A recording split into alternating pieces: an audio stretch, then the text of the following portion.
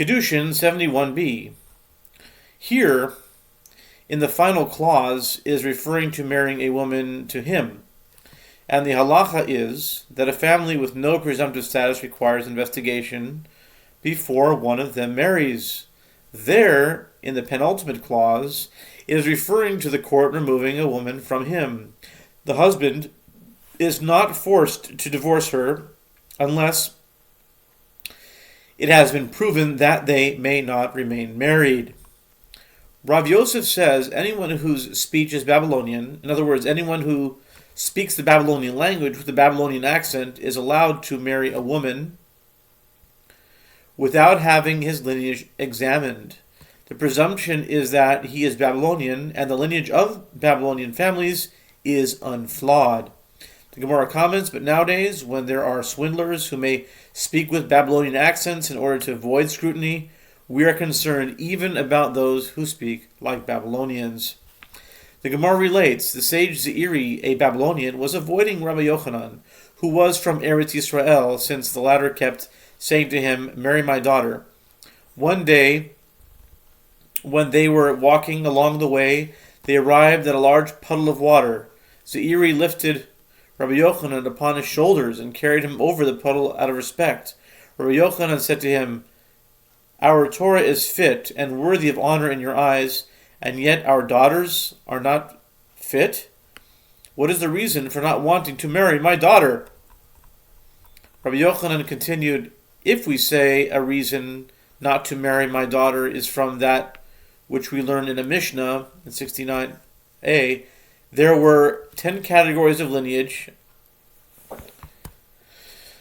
among the Jews who ascended from Babylonia, priests, Levites, Israelites, as well as many of flawed lineage, and you are concerned about the mamzerim among those who live in Eretz Yisrael. Is that to say that all the priests, Levites, and Israelites ascended to Eretz Yisrael? Certainly Jews of unflawed lineage remained in Babylonia, just as there remained from these unflawed categories in Babylonia. There also remained individuals from these the flawed categories. Therefore, marrying only Babylonians will not alleviate your concern. The Gemara comments, in fact, this statement of Rabbi Elazar escapes Rabbi Yochanan. Ezra did not ascend from Babylonia until he made it like fine flour, and then he ascended. Accordingly, the people who remained in Babylonia were all of unflawed lineage. The Gemara relates another incident. Ula arrived in Pumbedita to the house of Rav Yehuda. He observed that Rav Yitzchak, son of Rav Yehuda, was grown up and was unmarried. Ula said to Rav Yehuda, "What is the reason that the master does not marry a woman to his son?" Rav Yehuda said to him, "Do I know from where I can find a woman to marry him? I am concerned about flawed lineage." Ula said to him, "Is that to say that we know where we come from? Can we be sure that our lineage is unflawed? Perhaps we are from those about whom it is written, 'They have ravished the women in Zion, the maidens in the cities of Judah.' Lamentations 5:11. Perhaps we are descended from women ravished by Gentiles. And if you would say that you are not concerned about that possibility, since you maintain that in the case of a Gentile or a slave who engaged in sexual intercourse with a Jewish woman, the lineage of the offspring is unflawed, perhaps we come from those about whom it is written, that lie upon beds of ivory and stretch themselves upon their couches. Amos 6:4. Rabbi Yossi, son of Rabbi Hanina, says, in explanation of this verse, these are people who urinate naked before their couches.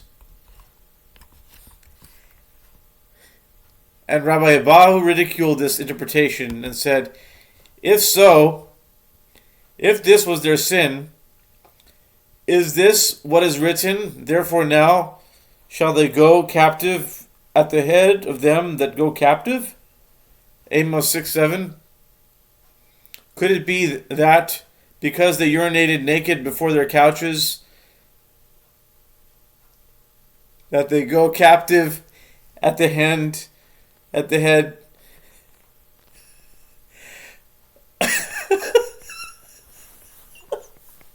Sorry. Of them that go captive? That act is admittedly distasteful.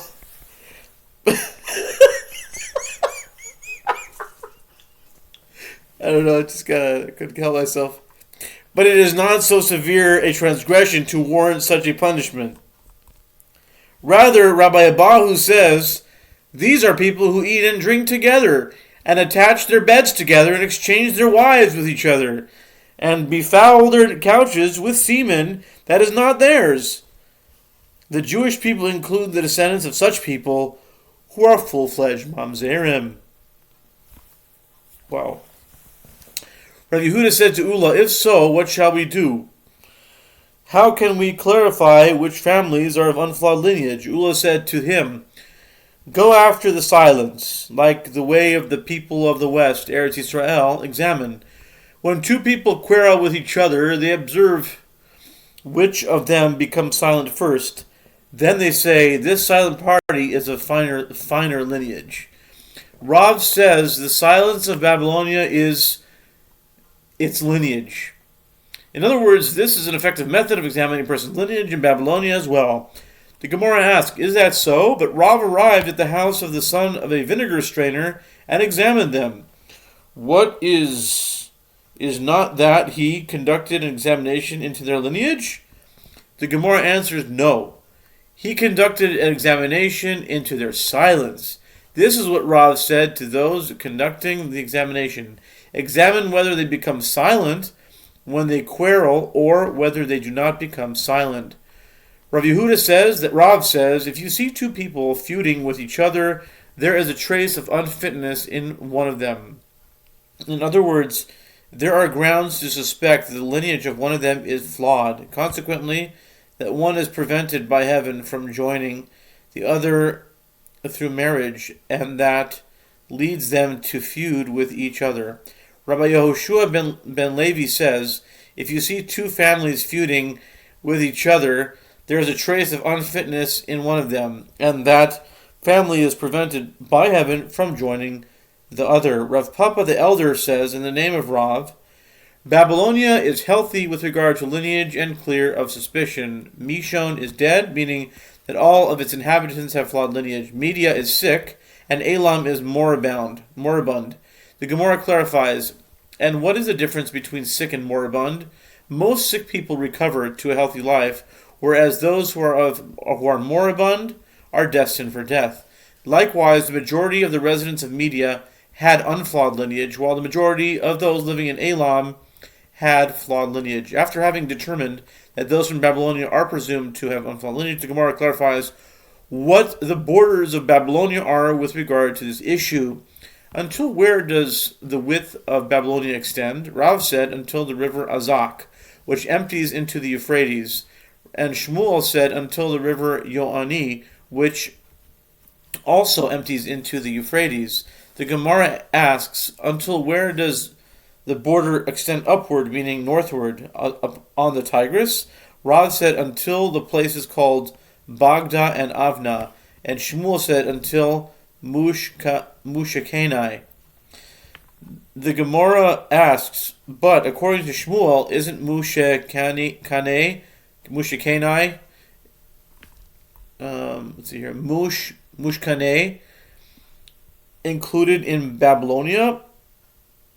But didn't Rav Chia bar Abba say that Shmuel says Mushkaneh is like the exile, meaning it is like Pumbedita in central Babylonia with regard to lineage? Rather, Shmuel meant until and including Mushkaneh.